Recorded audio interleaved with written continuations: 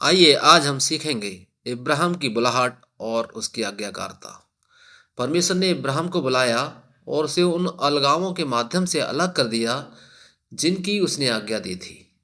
इसलिए हमने उन विभाजनों के अलगाव के बारे में बात की जो अलगाव का कार्य था, जो परमेश्वर ने सृजन के समय और यहाँ तक इब्राहिम के जीवन में भी किया था। नूह के साथ भी यही बात है, लेकिन इब्राहिम के जीवन में अधिक स्पष्ट और विशेष पृथक्करण के कार्य थे जिनकी आज्ञा परमेश्वर ने दी थी। और इसलिए आइए हम उन पृथक्करणों के बारे में सोचें जिनकी आज्ञा परमेश्वर ने इब्राहिम को दी थी और उसने उसका पालन कैसे किया। गलातियों अध्याय 5:19 से 21। आइए अब इसको पढ़ें। शरीर के काम तो प्रकट हैं, अर्थात व्यभिचार, गंदे काम, लुचपन, मूर्ति पूजा, टोना, बैर, झगड़ा, ईर्ष्या, क्रोध, विरोध, फूट, विधर्म, डाहा, मतवालापन, लीला कीड़ा और इनके जैसे और काम हैं। इनके विषय में मैं तुमको पहले से कह देता हूँ, जैसा पहले कह भी चुका हूँ, कि ऐसे ऐसे काम करने वाले परमेश्वर के राज्य में के वारिस नहीं होंगे। इसलिए मैं प्रार्थना करता हूं कि आप और मैं इन चीज़ों से अलग हो जाएं। और यह पृथक्करण का कार्य है जो पवित्र होकर पवित्र किया जा रहा है। परमेश्वर लेव्यावस्था अध्याय 11 और अन्य स्थानों में कहते हैं कि ओह, हमें परमेश्वर होने की आवश्यकता है। परमेश्वर कहते हैं कि पवित्र बनो, क्योंकि मैं तुम्हारा परमेश्वर, तुम्हारा स्वामी पवित्र हूं। इसलिए पहले परमेश्वर इब्राहिम से कहता है कि अपना देश छोड़ दो। प्रेरितों के काम अध्याय 7:2 और 3। प्रेरितों के काम अध्याय 7:3 में पढ़ेंगे तो इस प्रकार से लिखा है कि हे भाइयों और पितरों, सुनो। हमारा पिता इब्राहिम हारान में बसने से पहले जब मिसोपोटामिया में था, तो तजो में परमेश्वर ने उसे दर्शन दिया और उसे कहा कि तू अपने देश और अपने कुटुंब से निकलकर उस देश में चला जा जिसे मैं तुझे दिखाऊंगा। उफ, तो वह क्या कहता है कि अपना देश छोड़ दो। एक देश किसी का मूल होता है, जड़ें, घर की गौरव, सुरक्षा होती है। और इसलिए भगवान कह रहे हैं कि यदि आप स्वर्ग के राज के उत्तराधिकारी बनना चाहते हैं तो आपको पहले अपना देश छोड़ना होगा। आपको अपना देश छोड़ना होगा, जिसका अर्थ है कि आपका गौरव, अपनी जड़ों को अपनी आशा में मत डालो। इस भूमि और इस सांसारिक भूमि पर और इब्रानियों 11:16 और निम्नलिखित में बताता है कि इब्राहिम ने इस पृथ्वी को अपना घर नहीं माना।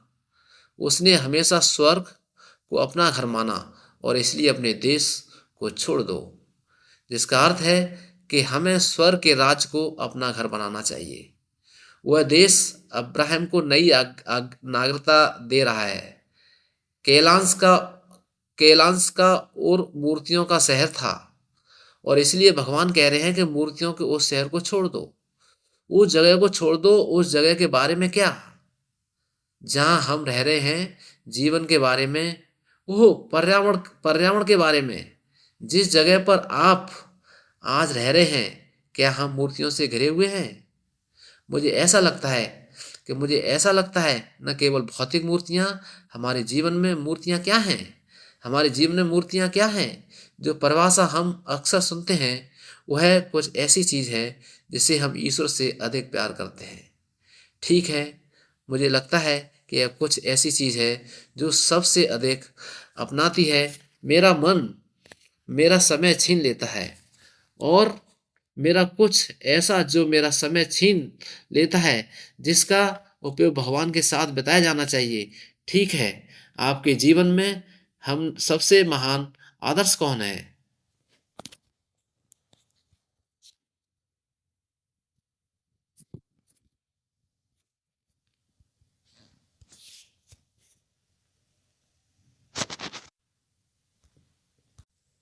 मैंने आपको एक संकेत दिया था।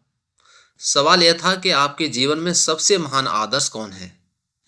यह इस शब्द में है, आइडल। मैं सबसे बड़ा आइडल हूं। दूसरा वह कहता है कि मैं अपने पिता का घर छोड़ दो। पिता का घर क्या है? फिर से मेरी जड़, मेरे व्यक्तित्व के जीवन के तरीके, निर्भरता, और कभी-कभी हम अपना दोष, अपनी गलतियों का दोष अपने चरित्र पर भी मढ़ देते हैं। जिस तरह से मैं पैदा हुआ था, हम अपने पापों पर पश्चाताप करने के बजाय कहते हैं, ओह! मैं इसमें कुछ नहीं कर सकता, क्योंकि मैं उसी तरह पैदा हुआ था, मैं इसमें कुछ नहीं कर सकता, क्योंकि मेरा चरित्र, मेरा व्यक्तित्व बनता है उस तरह। वह कहता है कि मैं अपने पिता का घर छोड़ दो। इसका मतलब यह है कि मुझे यह कहते हुए दुख हो रहा है कि अपने पिता को अस्वीकार करो। घर छोड़ने का यही मतलब है। उड़ाऊ पुत्र की कहानी याद करो। उड़ाऊ पुत्र जिसने घर छोड़ दिया, वह अपने पिता को अस्वीकार कर रहा था। वह अपने पिता को अस्वीकार कर रहा था। वह सोच रहा था कि तुम मेरे लिए मर चुके हो।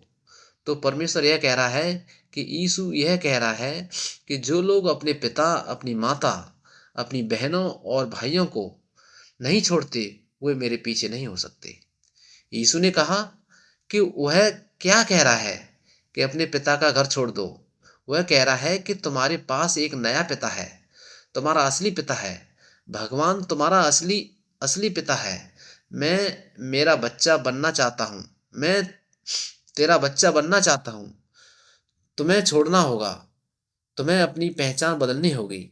इसका मतलब यह नहीं कि डॉन, इसका मतलब यह नहीं, इसका मतलब यह नहीं डॉन, इसका मतलब यह नहीं कि अपने पिता माता का सम्मान न करें, क्योंकि यह हमारे लिए भगवान की आज्ञा का हिस्सा है कि हम अपने माता पिता का सम्मान करें। खासकर यदि हमारे माता पिता यीशु के विश्वासी नहीं हैं, तो हमें महान उदाहरण बनना होगा ताकि वे देख सकें यीशु हमारे माध्यम से। लेकिन यहाँ भगवान आपसे कह रहे हैं कि आपको अब्राहम के पास जाना होगा। तुम्हें यह एहसास करना होगा कि मैं तुम्हारा पिता हूँ। भगवान कहते थे कि वह खुद को इस दुनिया का बेटा मानना बंद कर दे और भगवान को अपना पिता माने, और इसलिए उसकी उत्पत्ति, उसकी जड़ें जिस स्थान पर उसे लौटने की जरूरत है वह न बने, या उन कैलानों का ना हो जहां तेरा यह हरण है था, लेकिन यह स्वर्ग बन जाता है। यह हम सभी के लिए समान हो सकता है। जिस स्थान पर हमें लौटना चाहिए वह हमारा घर है, और वह घर स्वर्ग का राज्य है, और यह हमारी दिशा बदल देता है। कभी कभी यह हमारे अभिविन्यास को बदल देता है और हमारे उद्देश्य को बदल देता है। लेकिन यहाँ इब्राहिम की दो बुलाहटों का भ्रमण। पहली बुलाहट, क्या आप जानते हैं कि इब्राहिम के दो अलग अलग तरीकों से बुलाया गया था?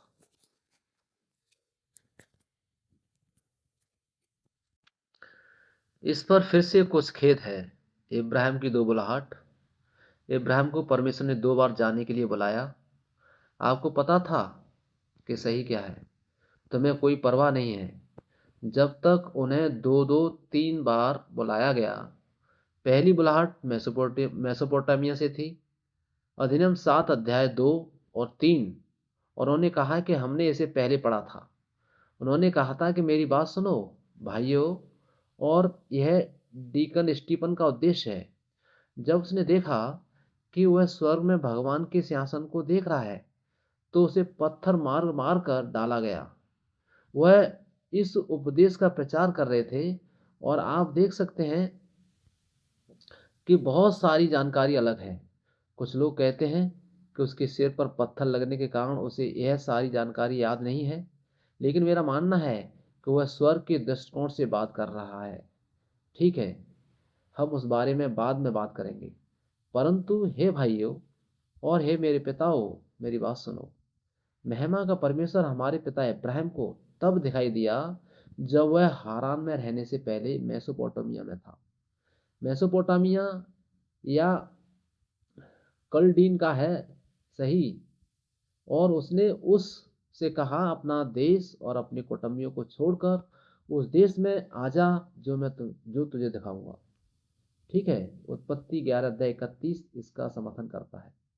तेरह ने अपने पुत्र अब्राहम को और हारून के पुत्र लूत को, अपने पोते को और सारे को, अपनी बहू और अपने पुत्र अब्राहम की पत्नी को लिया, और वे कसदियों के देश में प्रवेश करने के लिए कसदियों के ऊर से एक साथ निकले।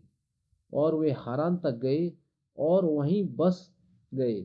सो यह पहला बुलावा है। भगवान ने उन्हें इब्राहिम कहा, जो कि मेसोपोटामिया है, और जो कसदियों से यहाँ वहाँ से जाने में अग्रणी थे। तेरह ने इस मूर्ति निर्माता को, जो आस्तिक नहीं था, किसी तरह उठाया और कहा कि अरे चलो, तुम्हें क्या लगता है कि यहाँ क्या हो रहा है? हमने पहले देखा था और हम यहाँ केवल अनुमान लगा सकते हैं, लेकिन हमने पहले उन वर्षों में देखा था जब वे तेरह के पिता थे, जिनका नाम नाहोर था। सही है। और उसके पिता सरूग वे बहुत कम समय तक जीवित रहे। वे सेम से पहले मर गए। ठीक है। और इसलिए हम जिन चीज़ों का अनुमान लगा सकते हैं, उनमें से एक यह है, वहाँ चीज़ें ठीक नहीं चल रही हैं। तेरह को दूर जाना पड़ा, या शायद यह तेरह के पश्चाताप का संकेत था। सही। इसके जाने के लिए उसने नदी पार करके हारान जाने का निर्णय लिया। क्या आप जानते हैं कि हारान कहाँ है? हारान वह जगह है जहाँ आजकल एलोपो हैं, जहाँ एवर अपने पिता के लिए हैं। उसके पूर्वज बहुत शायद नहू और सेम रहते थे। सही। इसीलिए उन्हें कनान जाना जाना था, लेकिन वे हारान में रुक गए और कुछ समय के लिए वहां रुके। इसलिए दूसरी बुलाहट यह है कि भगवान ने इब्राहिम को तब बुलाया जब वह हारान में था। ठीक। कार प्रेरितों के साथ 7:4, फिर उसने कसादियों की भूमि छोड़ दी और हारान में बस गया। बाइबल हमें बता रही है कि वह अपने पिता के साथ पृथ्वी से कनान नहीं गया था, वह अपने पिता के साथ हारान गया था। शायद इसलिए क्योंकि उसके पिता की मृत्यु के बाद उसके रिश्तेदार वहीं थे। भगवान ने उसे अपने देश में स्थानांतरित कर दिया था। यह वह देश है जिसमें आप हैं, अब जी रहे हैं, जो कि कनान है। इसलिए मेसोपोटामिया के कालांश से हारान की ओर प्रस्थान हुआ।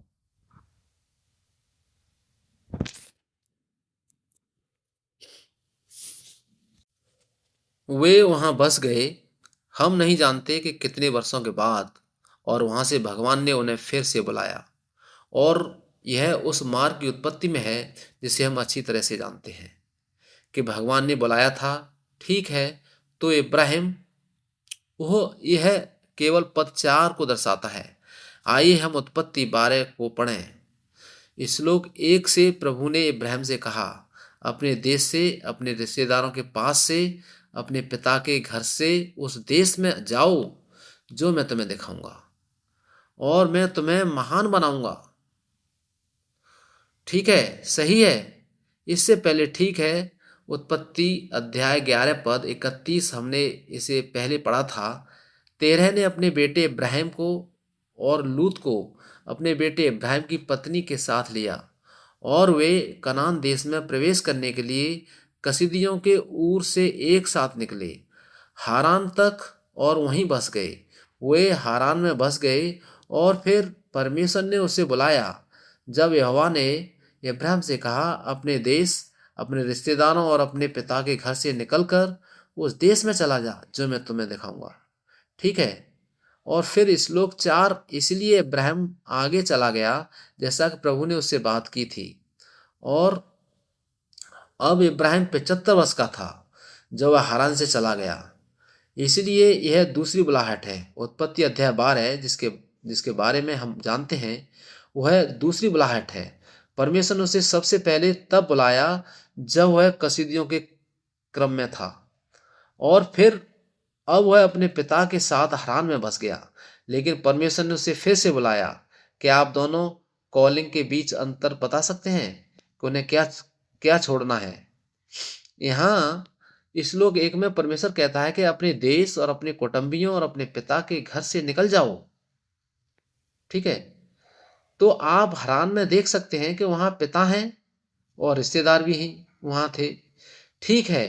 यह सिर्फ आप ही नहीं जानते कि बहुत से तेरह और इब्राहिम की पत्नी के रिश्तेदार थे। इसलिए भगवान कहते हैं कि अपने रिश्तेदारों को छोड़ दो। प्रेरितों के काम अध्याय 7 पर 2 और 3 में वह कहता है कि अपने देश और अपने संबंधियों को छोड़कर उस देश में आ जाओ जो मैं तुम्हें दिखाऊंगा। क्या अंतर है? अधिनियम 7, भगवान कहते हैं, भगवान इब्राहिम को पहली बार मेसोपोटामिया के कसदियों से बुला रहे हैं, और फिर उत्पत्ति अध्याय 12 में भगवान इब्राहिम को हारान से बुला रहे हैं। भगवान की आज्ञा में क्या अंतर है? आपको कोई अंतर नहीं दिखता है? भगवान कहते हैं कि अपने देश और संबंधियों को यहीं छोड़ दो। इसलिए पहले आदेश में पिता शामिल नहीं था और उसका पिता तेरह उसके साथ गया, लेकिन इस बार भगवान कहते हैं कि अपने पिता का घर भी छोड़ दो। इसलिए दूसरी बुलाहट उत्पत्ति 11 अध्याय 32 में हमने इसे पढ़ा, और तेरह और यह कहता है कि दूसरी बुलाहट में तेरह केवल इब्राहिम के साथ नहीं गया, लेकिन वह वहीं बस गए। पहले बुलाए गए तेरह इब्राहिम के साथ गए, वहीं हारान में बस गए, लेकिन दूसरे बुलाए गए तेरह इब्राहिम के साथ नहीं गए। लेकिन यह कहता है कि फिर उसने कसदियों की भूमि छोड़ दी और अपने पिता की मृत्यु के बाद वहां से हारान में बस गया। भगवान ने उसे उसे इस देश में स्थानांतरित कर दिया था। इसमें आप अभी अभी रह रहे हैं, तो माना जाता है कि इब्राहिम ने अपने पिता तेरह की मृत्यु के बाद हारान छोड़ दिया था, इसीलिए उसने अपने पिता को छोड़ दिया। इसमें कुछ गड़बड़ है?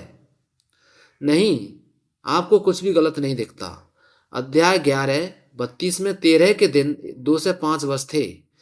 हमने उसे पहले देखा था, सही। 2 से 5 वह 2 से 5 वर्ष जीवित रहा और फिर तारा की हारान में मृत्यु हो गई। समस्या यह है कि तेरह 70 वर्ष जीवित रहा और इब्राहिम और हारान का पिता बना बना इसलिए 70 वर्ष की आयु में तारा ने इब्राहिम को जन्म दिया। जब रब्या ने हारान छोड़ा था, तब उसकी आयु कितनी थी? क्या आप इसकी गणना कर सकते हैं? इन तथ्यों से पता चलता है कि जब तेरह की मृत्यु हुई तब इब्राहिम ने हारान को छोड़ दिया था और इब्राहिम तेरह से 70 वर्ष छोटा था। ठीक है, तो इब्राहिम की आयु कितनी होनी चाहिए? 205। उफ, 2 से 5 - 70, इसके अनुसार वह 1 से 35 क्या था जब उसने हारान छोड़ा था। यह तर्क है कि तेरह तेरह इब्राहिम से 70 वर्ष बड़ा है। तेरह की मृत्यु 2 से 5 वर्ष में हुई। इब्राहिम ने 1 से 35 वर्ष की आयु में हारान छोड़ा होगा। हालांकि उत्पत्ति 12:4 में कहा गया है कि इब्राहिम ने 75 वर्ष की आयु में हारान छोड़ दिया। तो गलत कौन है? कार्य गलत है या उत्पत्ति गलत है? क्या हमने नहीं किया? भगवान कहें कि बाइबल अचूक है या कोई त्रुटि नहीं है। क्या आपको लगता है कि भगवान नहीं जानते कि लोग इन सभी गलतियों को पकड़ लेंगे? लेकिन रेवरेंड अब्राहम पार्क अपनी किताबों में इस तरह की चीज़ों का बहुत जिक्र करते हैं और वे कहते हैं कि ये वे जगह हैं जहां परमेश्वर वास्तव में चाहता है कि आप इन्हें देखें।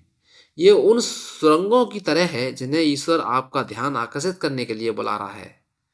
उसके पास एक संदेश है, इसलिए डरो मत।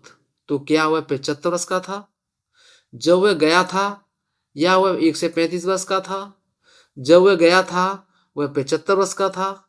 उत्पत्ति हमें बताती है कि वह 75 वर्ष का था, लेकिन फिर डीकन स्टीवन भ्रमित था कि क्या वह गणना नहीं कर रहा था, सही, क्योंकि उसने उन पत्थरों को उस पर से ऐसे उड़ते हुए देखा जैसे संख्याएं याद नहीं रख सकती, सही। नहीं, उसने स्वर्ग देखा और वह वहीं बोल रहा था, और जो उसने देखा, जिसमें उसे बताया जा रहा था, वह स्वर्ग में देख रहा था। इसलिए हमें फिर से मूल भाषाएं सीखनी होंगी। अधिनियम अध्याय 7 श्लोक 4 में मरने के लिए ग्रीक शब्द एपोथ नेस्को है। इस शब्द में एपोथ नेस्को का उपयोग किया गया है मृत्यु का संकेत देने वाले मामलों में, जो शाब्दिक रूप से नहीं है, जैसे कि जब मैंने कहा कि उड़ाऊ पुत्र ने अपने पिता को तब मृत मान लिया जब वह अभी भी जीवित था। और उसके साथ अपने संबंध तोड़ दिए। उदाहरण के लिए पहली कुरिन्थियों अध्याय 5:31 में प्रेरित पौल कहता है कि मैं प्रतिदिन मरता हूँ। वह एपोत का उपयोग करता है, नेस्को में रोजाना नेस्को की सराहना करता है।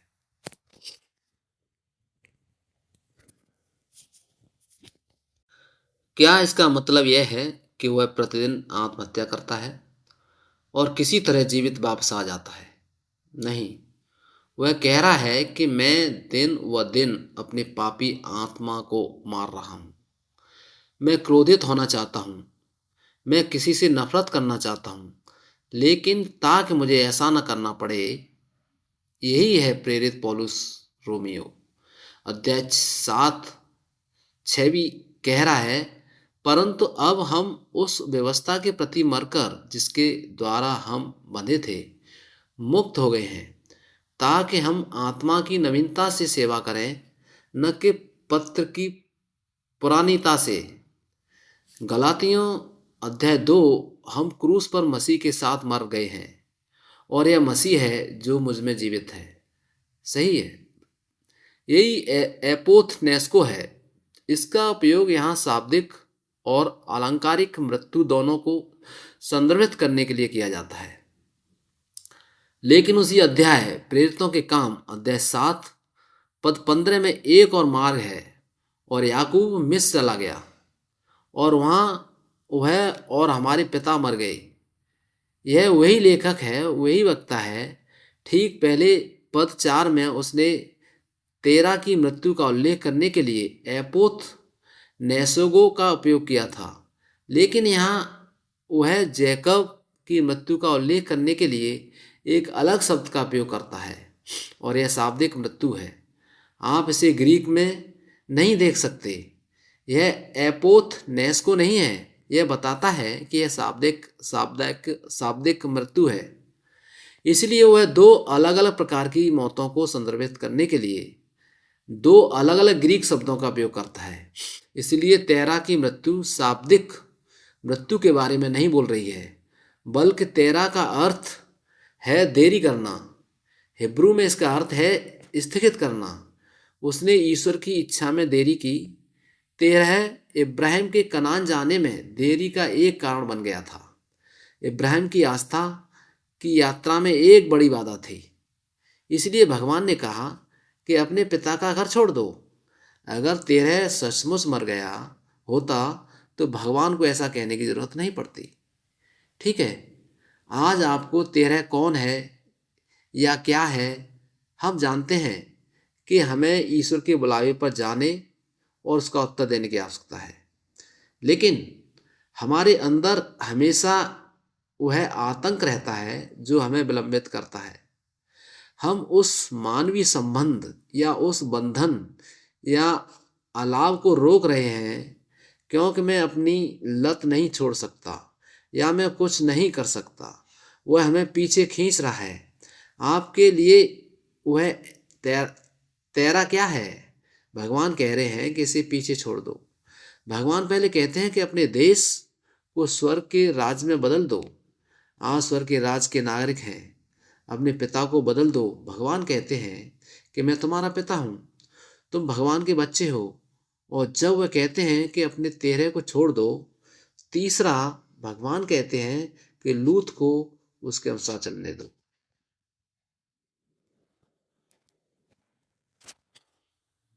आइए हम उत्पत्ति अध्याय 13 को याद करें। लूत के सेवक और अब्राहम के सेवक वे दोनों लड़ रहे थे, और इसलिए भगवान ने इब्राहिम से कहा, लूत को जाने दो। अब्राहम चाहता था कि वह उसे एक ईश्वर के पास ले जाए, और चाहता था कि वह किसी भी स्थायी आशा और सांसारिक बंधनों से संबंध तोड़ दे, और जो कुछ भी झगड़े का कारण बनता है वह रुकावट का कारण बनता है, या भगवान के काम के लिए आगे बढ़ने में रुकावट। मानवीय संबंध, मानवीय लगाव। इसलिए अब्राहम बहुत कुछ जाने देता है और अब्राहम बहुत कुछ कहता है। जो भी भूमि आप चुनते हैं वह आपकी है। एक एक चाचा के रूप में वह कह सकता था, क्योंकि मैं बड़ा हूँ, मैं पहले चुनूंगा। ठीक है, तब आप चुन सकते हैं। लेकिन तब अब्राहम ने कहा कि यह सब आपका है, जो भी आप चुनना चाहते हैं और मैं दूसरे रास्ते से जाऊंगा। लूत ने भूमि का सबसे अच्छा भूखंड चुना। लेकिन उत्पत्ति अध्याय 13 में परमेश्वर ने अब्राहम को आशीर्वाद दिया, जहाँ भी आप जाते हो, जो कुछ भी आप देखते हैं वह आपका है, और मैं उस भूमि को आशीर्वाद देता हूँ। मैं आपको इस दुनिया के किसी भी स्थान की तुलना में अच्छे विकल्प का आशीर्वाद देता हूँ। लेकिन जब भगवान आपके साथ जाते हैं, कौन सा कौन सा है कि आप वहाँ चुनेंगे जहाँ भगवान आशीर्वाद देते हैं। और भगवान आपके साथ हैं, यह महान आशीर्वाद का स्थान है, सच्चा सच्चा आशीर्वाद। और फिर वह कहते हैं कि उस महिला और उसके बेटे इस्माइल को दूर भेज दो। तुम्हें पता है कि जब भगवान ने पहली बार इब्राहिम से वादा किया था कि मैं तुम्हें एक बेटा दूंगा, जो उसने नहीं दिया था, कहो यह सारा के माध्यम से होना चाहिए। उसने कहा कि यह तुम्हारा बीज है। इसलिए सारा का विचार यह था कि मैं बहुत बूढ़ी हूँ, मैं मासिक धर्म भी नहीं कर रही हूँ, और मेरे लिए शारीरिक रूप से, जैविक रूप से बेटा पैदा करना असंभव है। तुम एक बेटा पैदा कर सकती हो और इसके माध्यम से भगवान के वचन को पूरा कर सकती हो। हाजरा इरादा अच्छा अच्छा था, लेकिन मेरे लिए तरीका ठीक वैसा ही था।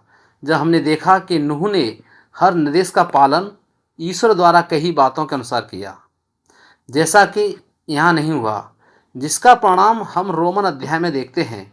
ईश्वर कहते हैं कि वह मेरा बेटा नहीं है, मेरा वह वादा किया हुआ बेटा नहीं है।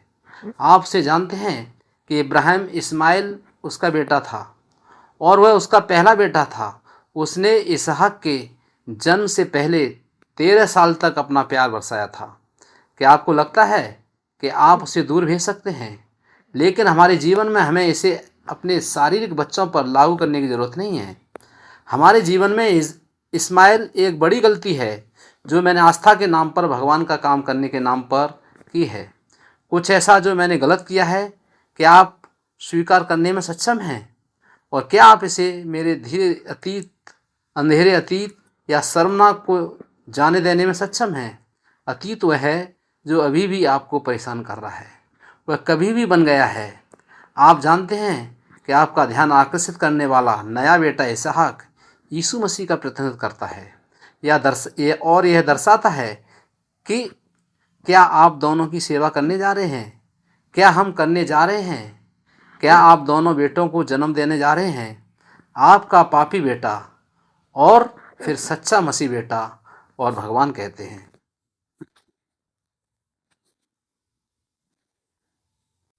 कि उस बेटे को जाने दो। इब्राहिम शायद कई दिनों तक रोया। वह तुम्हारा बेटा है, मेरा बेटा है। मैंने बहुत समय बिताया, मैंने इस लड़के को अपना प्यार दिया, उसे अब जाना होगा। इस्माइल उसके शारीरिक विचारों का फल था, भगवान के तरीकों की गलतफहमी।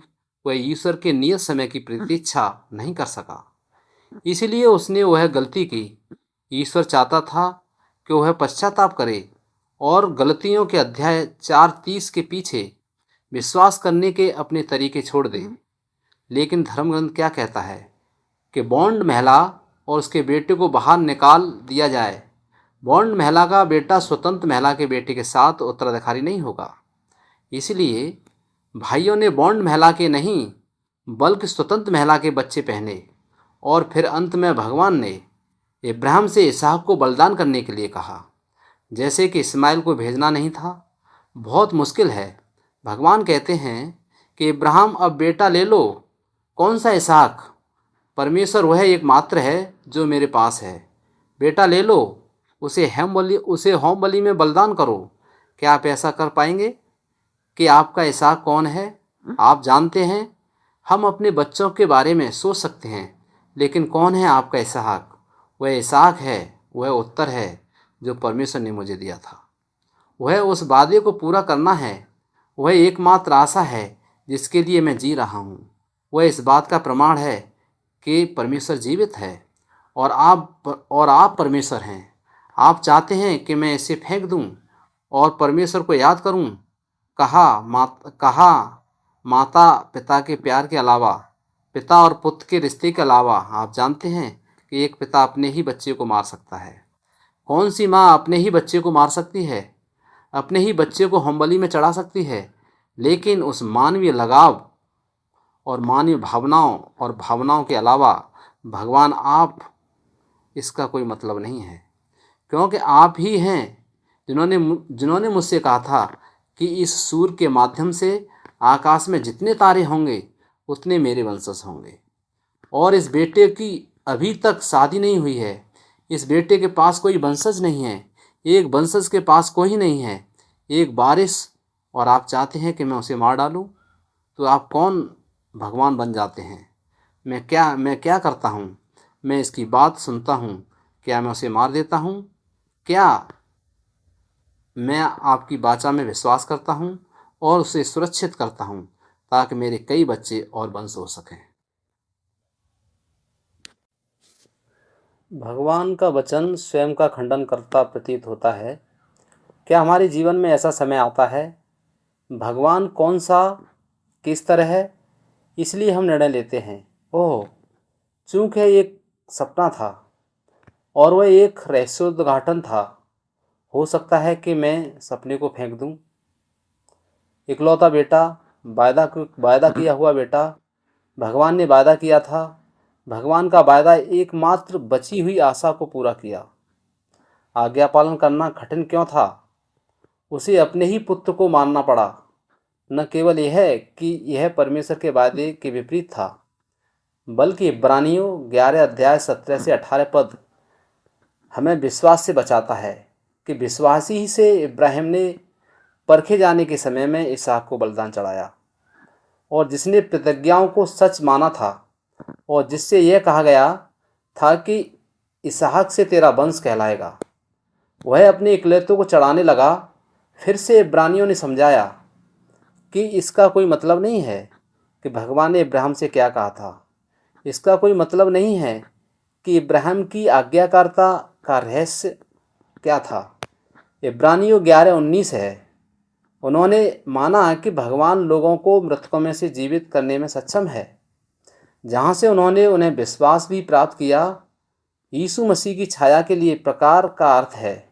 इस समय के दौरान पुनरुत्थान की कोई अवधारणा नहीं थी, फिर भी हम पुनरुत्थान के बारे में जानते हैं और विश्वास करते हैं क्योंकि यीशु पुनर्जीवित हो गए थे। लेकिन अब्राहम उस समय के दौरान पुनरुत्थान की कोई अवधारणा नहीं थी, लेकिन जीवन और मृत्यु की इस अलग समझ के बारे में कुछ हुआ या अब्राहम को बताया गया। क्या आपको लगता है कि अब्राहम के लिए इस समय ईश्वर की आज्ञा का पालन करना आसान या कठिन था? यह कठिन है, लेकिन आप जानते हैं कि पहले 4 अलगावों के बारे में ईश्वर उसे प्रशिक्षित कर रहे थे कि वह ठंडे दिल न बने। इसलिए अपने प्रियजनों से अलग होना आसान है। अगली बार यह आसान हो जाएगा। यह प्रशिक्षण नहीं है। प्रशिक्षण ईश्वर के वचनों पर विश्वास करना है और उसका पालन करना है, और यह ठीक रहेगा। यह वह प्रशिक्षण है जिसके माध्यम से ईश्वर हमें दे रहा है। और यदि हम अब्राहम वास्तव में विश्वास करता है कि ईश्वर लोगों को मृतकों में से जीवित करने में सक्षम है। इब्राहिम ने कहा, हे भगवान, अभी मुझे आपकी बात समझ में नहीं आ रही है। ऐसा इसलिए नहीं है क्योंकि आपको समझ में नहीं आ रहा है, ऐसा इसलिए है क्योंकि मुझे इसकी समझ नहीं है कि भगवान बहुत अधिक आयामी दुनिया में है। अगर हमें भौतिक क्षेत्र में इसकी तुलना करनी है तो हम केवल 3 आयामी दुनिया में रह रहे हैं। इसलिए हम यह नहीं समझ पाते कि भगवान क्या कर रहे हैं। लेकिन इब्राहिम भगवान से कह रहा है कि सबसे अच्छी बात जो मैं सोच सकता हूँ वह यह है कि आप उसे पुनर्जीवित कर रहे हैं। यदि आप अपना वचन पूरा करना चाहते हैं तो मुझे विश्वास है कि आप अपना वचन पूरा करेंगे, और इसलिए मैं वही करूँगा जो आप मुझसे कहेंगे। आप इसका ध्यान रखें। भगवान, मैं इसे आप पर छोड़ता हूँ, मैं आपको सौंपता हूँ। हम में उस तरह का विश्वास हो। इब्राहिम की आज्ञाकारिता का रहस्य आसान नहीं है। वह दृढ़ता से विश्वास करता है कि उसका जीवन मुक्ति के इतिहास के लिए भगवान की योजना का हिस्सा था। यह केवल उसके और उसके बेटे के बारे में नहीं है। वह किसी तरह भगवान पर विश्वास करता था, अपना मुक्ति कार्य करने के लिए मेरा उपयोग कर रहा है। और हम जानते हैं कि इसका इसहाक का बलिदान एक प्रकार का पूर्वाभास था कि कैसे पिता इब्राहिम विश्वास के पिता थे, जो स्वर्ग में पिता की एक आकृति थे, और पिता ने वास्तव में अपने एकमात्र पुत्र का बलिदान दिया था। उनका मानना था कि यह अंत नहीं था, कहानी थी, और भरोसा किया कि ईश्वर जानता था कि वह क्या कर रहा था। जब हम नहीं जानते थे, जब हम इस तरह एक गतरोध पर पहुंचते हैं, तो क्या हम भरोसा कर सकते हैं कि यह हमारी कहानी का अंत नहीं है, यह ईश्वर की कहानी का अंत नहीं है। हम केवल ईश्वर की महान मुक्ति की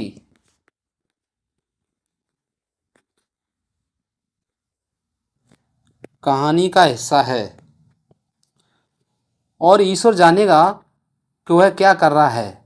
इब्राहिम ने अपने जवानों से कहा कि गधे के साथ यहीं रहो, और मैं और लड़का वहाँ जाएंगे, और हम पूजा करेंगे और आपके पास लौट आएंगे।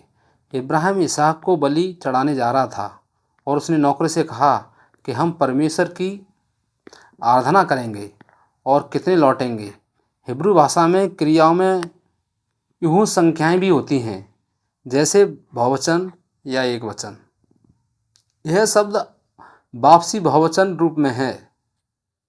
हम पूजा करेंगे और हम वापस लौटेंगे। माना जाता है कि आप पूजा करने वाले हैं, और केवल एक लोटा है, एक पहले ही मर चुका है उधर ऊपर, सही, लेकिन वह कहता है कि हम लौटेंगे। क्या वह झूठ बोलने की कोशिश कर रहा है? और आप नौकरों और इसहाक को धोखा देना जानते हैं। जो शायद यह सुन रहा है, लेकिन मुझे विश्वास है कि हम मानते हैं कि यह उसका विश्वास है। और फिर 7 से 8 इसहाक ने इब्राहिम से अपने पिता से बातें की और कहा कि मेरे पिता, और क्या आप कल्पना कर सकते हैं कि यदि आप इस स्थान पर उसे पाल रहे होते, और आप अपने दिल में सोच रहे होते कि मैं क्या करने जा रहा हूँ, और वह समय जब आपको वास्तव में इस लड़के को चाकू मारना है, वह करीब और करीब आ रहा है, और लड़का अपना मुंह खोलता है, और पिता कहते हैं कि मैं अपना बेटा हूँ, आग और लकड़ी को देख रहा हूँ, लेकिन होमबलि के लिए मेमना कहाँ है? तुम क्या कहोगे बेटे, यह तुम हो? इब्राहिम ने कहा कि भगवान होमबलि के लिए मेमना खुद उपलब्ध कराएंगे मेरे बेटे। वाह, यह विश्वास है। और इसका शाब्दिक अर्थ है, इसका अनुवाद यह है कि परमेश्वर होमबलि के लिए मेमने को स्वयं देखेगा। इसका क्या मतलब है कि वह होमबलि के लिए जला हुआ मेमना होगा? तब इब्राहिम ने अपनी आंखें उठाईं। तुम्हें पता है कि जब भगवान ने कहा कि इब्राहिम को रोको, उस लड़के को मत मारो, और देखो उसके पीछे एक मेढ़ा उसकी सींग सी झाड़ियों में फंस गया है। और यह हिब्रू शब्द पीछे का आमतौर पर अनुवाद नहीं किया जाता है। स्थानिक पीछे, इसका अनुवाद आमतौर पर अस्थायी अर्थ के साथ किया जाता है, जिसका अर्थ भविष्य में, बाद में होता है। इसीलिए यदि हम इसका अनुवाद इस तरह से करते हैं, तो देखिए, उसने भविष्य में एक मेढ़े को अपने बेटे के स्थान पर मरने के लिए जंगल में पकड़ा था। वह कौन है जो इब्राहिम को जीवित का रहस्य समझ में आया? यीशु ने कहा कि मैं इब्राहिम का परमेश्वर हूँ, और इसहाक का परमेश्वर हूँ, और याकूब का परमेश्वर हूँ। वह मृतकों का नहीं, बल्कि जीवित इब्राहिम का परमेश्वर है। इसहाक और याकूब पहले ही मर चुके थे, लेकिन यीशु ने कहा कि वे जीवित हैं। यह विश्वासी है जो जीवित है। हमें मृत्यु से नहीं डरना चाहिए, क्योंकि जीवन और मृत्यु ईश्वर के हाथ में है। यदि वह उस जीवन को वापस लाना चाहता है, तो वह वापस लाएगा। आमीन। और मैं जानता हूँ कि समय समाप्त हो गया है, लेकिन समाप्त होने से पहले मैं आपको एक चीज़ दिखाना चाहता हूँ, और यह होमबलि, इसहाक का मरना और इसहाक का होमबलि के लिए इस वेदी पर बलिदान होना यीशु मसीह के क्रूस का पूर्वाभास देता है। सही है। होमबलि में मूसा के कानून के अनुसार आपको जो करना है, आपको बलिदान को 6 टुकड़ों में काटना है। 6 टुकड़े पतन का प्रतिनिधित्व करते हैं, इसलिए गिरे हुए पाप का बलिदान किया जाता है। 6 टुकड़े जला दिए जाते हैं। सिर के 4 अंग और जो शरीर है उसे काट दिया जाता है। अंतड़ियों को बाहर निकाल दिया जाता है, और सब कुछ जला दिया जाता है। यह जली हुई भेंट है। यह कैसा क्रॉस है? बहुत खराब छड़ी का आंकड़ा है। क्रॉस स्त्रीकरण या रक्तस्राव के दम घुटने से नहीं मारता है। यीशु का खून बह रहा है, इतना अधिक, और यीशु को इतना कष्ट सहना पड़ा कि उसी दिन उनकी मृत्यु हो गई। लेकिन क्रॉस का डिजाइन रोमियो द्वारा किया जा गया था, और आज भी कई लोग जो क्रॉस का अध्ययन कर रहे हैं, CRF कथा का कहना है कि यह संभवतः पूरे मानव इतिहास में एक है, किसी को मारने के सबसे क्रूर तरीकों में से एक है, और यह राष्ट्रीय को दी हुई मृत्युदंड थी। आप इसे गद्दार क्या कहते हैं, और हम वास्तव में बहुत बुरे अपराधी हैं। और उन्होंने क्या किया? जब आप यातना के बाद फांसी पर लटकते हैं और यह कॉलर बोन ऊपर आ जाती है और आप दम घुट जाता है, इसीलिए यदि आपका दम घुटता है तो आप जल्द ही मर जाएंगे। इसलिए उन्होंने यहाँ पैर जमा लिया है ताकि वे सांस रोक सकें और सिर से लटक सकें। और इसे कितने समय तक दोहराएं? 3 दिन से लेकर 2 सप्ताह के बीच, कहीं भी, ठीक है। और आप पानी नहीं दे रहे हैं, आप प्यासे हैं, आप सूख रहे हैं, निर्जलीकरण कर रहे हैं, और साथ ही वे क्या कर रहे हैं? सामने वे आपकी पत्नी या बच्चों को लाते हैं और वे उन्हें आपके सामने मानसिक रूप से प्रताड़ित करते हैं। आप शारीरिक रूप से दर्द से गुजर रहे हैं, आप आपके सामने मर रहे हैं। आप जानते हैं कि आपकी पत्नी के साथ बलात्कार किया जा रहा है, आपके बच्चों के साथ मेरी आंखें निकाल दी जा रही हैं। तुम पागल हो रहे हो, लेकिन तुम मर नहीं सकते, तुम अभी भी जीवित हो, ठीक है। और जो वास्तव में उन्हें मारता है, मैं इसे आज दूसरी बार चित्रित कर रहा हूँ। हाँ, सूर्य की चिलचिलाती गर्मी है और कोई छाया नहीं है, और आप तापमान जानते हैं, वहाँ पर अत्यधिक गर्मी हो जाती है। और न केवल आपकी त्वचा कुछ हद तक जल रही है, बल्कि आपके अंदर का पानी भी जल रहा है, और आपके अंग उबलने और फटने लगते हैं। और यही वह है जो आमतौर पर मारता है, और वह है क्रूस पर जलाकर मार दिया जाना। यीशु को ताज पहनाया जाता है, दोनों हाथों और पैरों पर कांटों के कीले, और बगल में छेदा गया है। 1 2 3 4 1 2 3 4 5 6 जगह यीशु क्रूस पर मरे। लेकिन पुराने नियम के संस्करण में यह इकलौते बेटे की होमबलि की तरह है। परमेश्वर कह रहा है कि अब्राहम, मैंने तुम्हें इसहाक को मारने से बचाया, क्योंकि तुम जो मैं करने जा रहा हूँ उसकी छाया मात्र हो। मैं अपने इकलौते बेटे को मरने दे रहा हूँ ताकि तुम्हारे कई वंशज हों। और रोमियो अध्याय 4, गलतियों अध्याय 3 हमें कैसे बताता है कि यीशु में विश्वास करके हम यीशु की मृत्यु के माध्यम से अब्राहम के वंशज बन जाते हैं। कई बच्चे पैदा होते हैं। क्या इसका कोई मतलब है? क्योंकि यदि इसहाक मर जाता है तो उसके कई बच्चे नहीं हो सकते। लेकिन समझ यह है कि क्योंकि यीशु मर गया, उसके कई बच्चे हो सकते हैं। आइए हम अपने स्वर्गीय पिता से प्रार्थना करें। हम आपको धन्यवाद देते हैं कि आपने हमें यीशु के बलिदान के बारे में सोचने का समय दिया, जो अब्राहम के समय और पिता से भी पहले से बताया गया था। हम आपके बेटे यीशु मसीह को इस होमबलि में मरने के लिए भेजने के लिए आपको धन्यवाद देते हैं। हम जी सकते हैं ताकि हम जन्म ले सकें, ताकि हम आशा कर सकें कि स्वर्ग हमारा राज्य है, हमारा देश है।